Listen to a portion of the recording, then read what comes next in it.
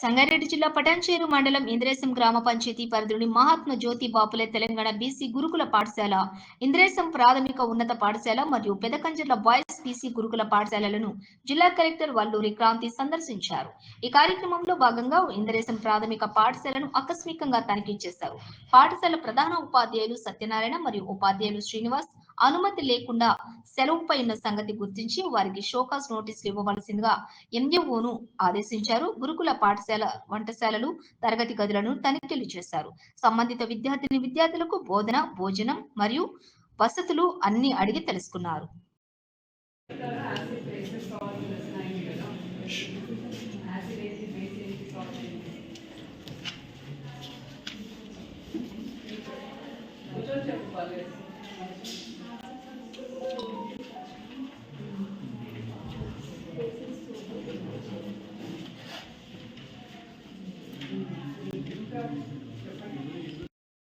గ్రామ పంచాయతీలో ఉన్న బీసీ గురుకులం ఫర్ గర్ల్స్ సందర్శించడం జరిగింది.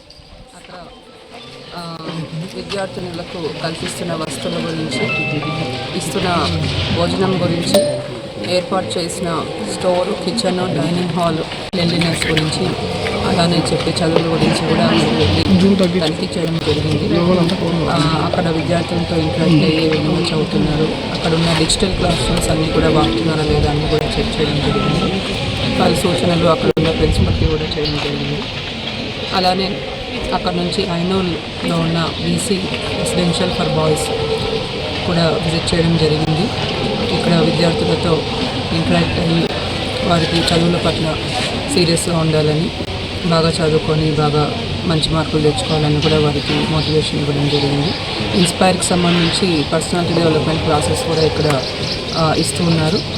అలానే ఇక్కడ కూడా కిచెన్, డైనింగ్ హాల్, స్టోరు, ఇస్తున్న భోజనం, క్లీన్లీనెస్ వీటన్నిటిని కూడా పరిశీలించడం జరిగింది. ఇవన్నీ కూడా ఇంకా కూడా ఫర్దర్గా ఇంప్రూవ్ చేయాలని కూడా ఇక్కడ ప్రిన్సిపల్కి చెప్పడం జరిగింది. సీసీ కెమెరాల గురించి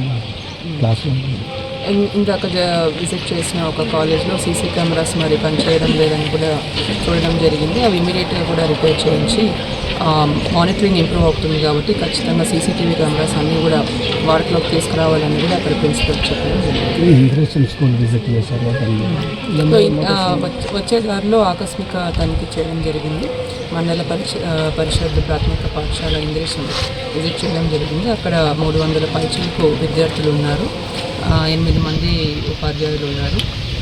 so student attendance, teacher attendance రెండు కూడా చెక్ చేసి మిడ్ డే మీల్ స్కీమ్ కింద వచ్చిన భోజనం కూడా పరిశీలించడం జరిగింది.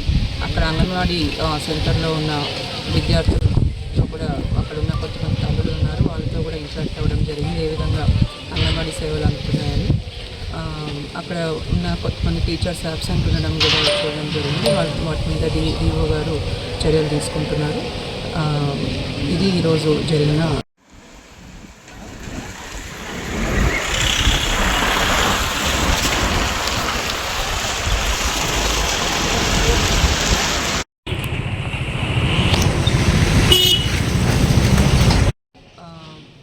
మనం రెంటెడ్ ప్రెమిసెస్లో ఉన్నాము. సో ఖచ్చితంగా జరిగింది. అయినా లేకపోతే మా లెవెల్లో అయినా కూడా అవన్నీ కూడా చేపిస్తామని కూడా చెప్పడం జరిగింది. సో విద్యార్థులకు మంచి వస్తువులు కల్పించే విధంగా మనం ప్రయత్నం చేస్తున్నాం.